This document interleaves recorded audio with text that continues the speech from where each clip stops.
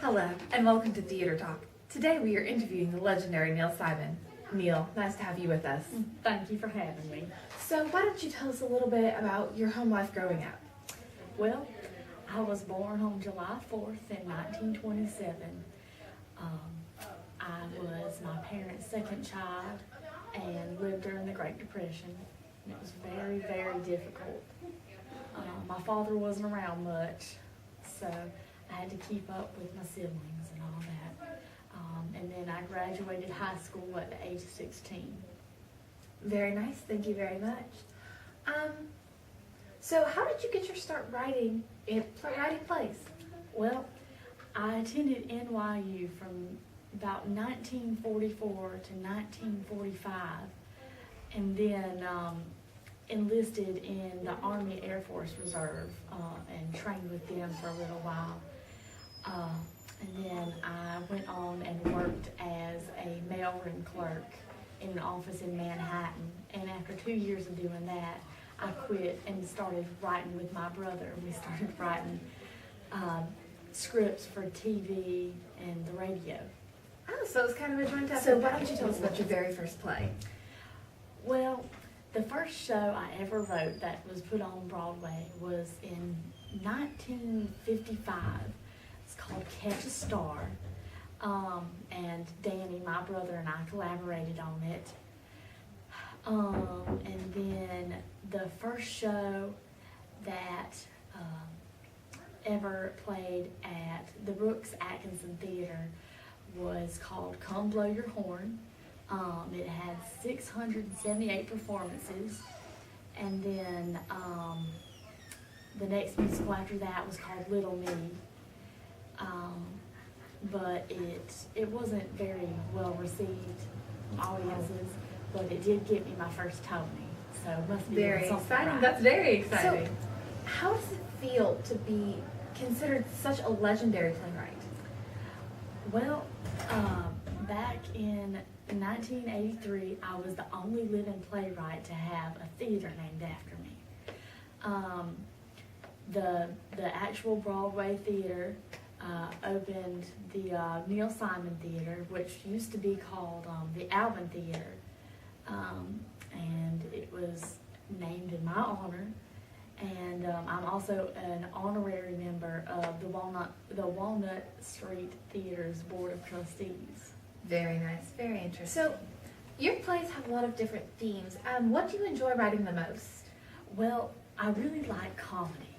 Comedy's a lot of fun. However, I have written some darker pieces. The Gingerbread Lady in 1970 was just kind of about this alcoholic cabaret star who had a very self-destructive lifestyle.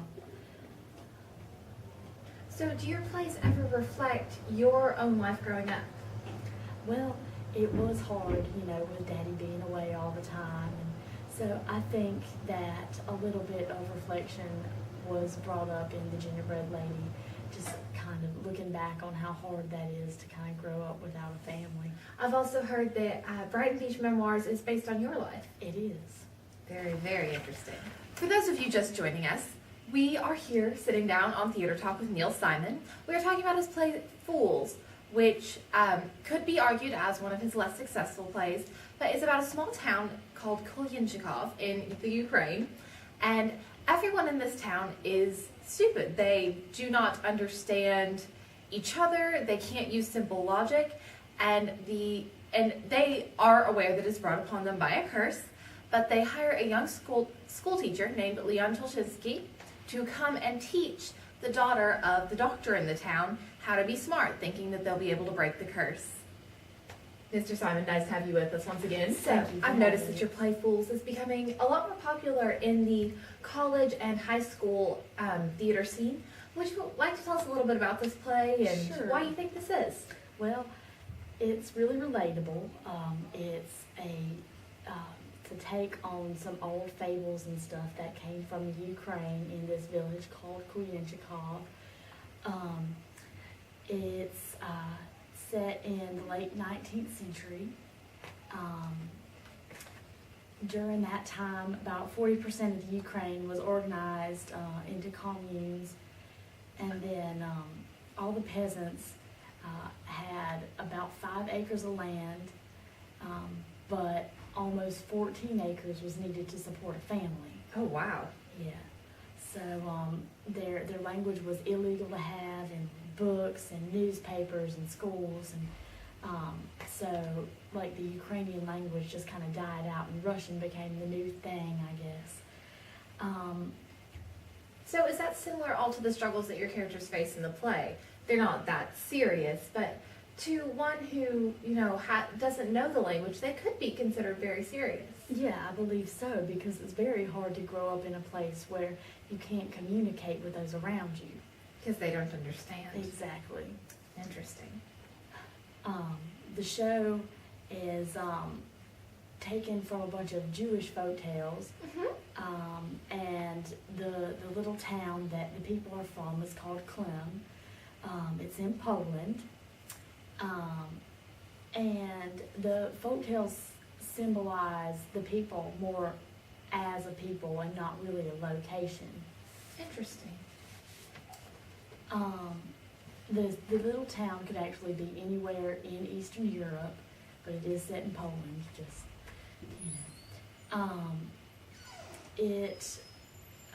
more importantly, the show, Fools, is set kind of around a specific folk tale.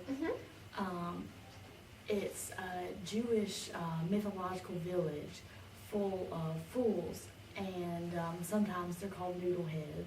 Oh, interesting. Yeah.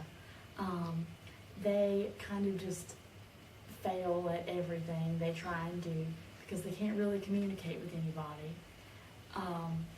Some of them are kind of logical, but when they do use their reasoning and stuff, they come out with the wrong answer, even though they try. And then sometimes they'll have a really, really easy problem, and the solution is really, really simple, but they just can't seem to figure it out.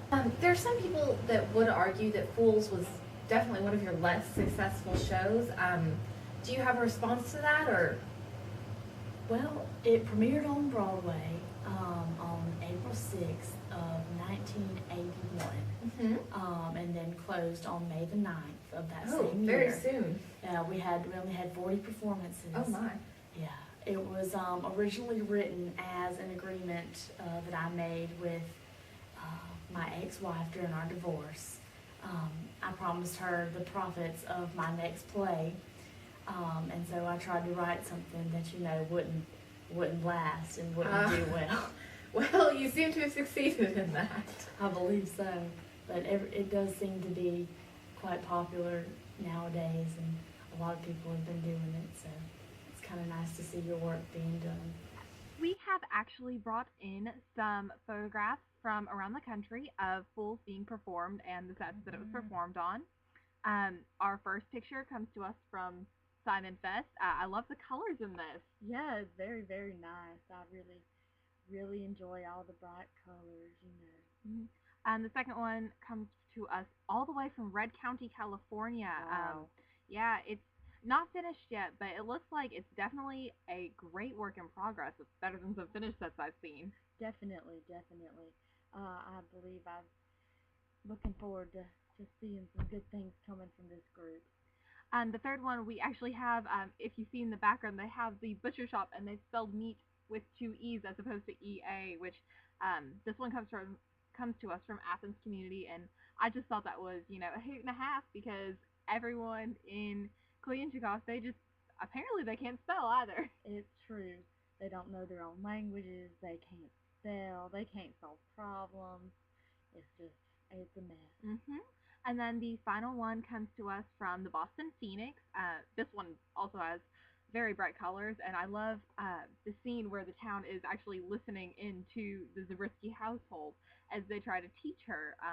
It's one of my favorite parts because you can really just see how well the cast works together at this part.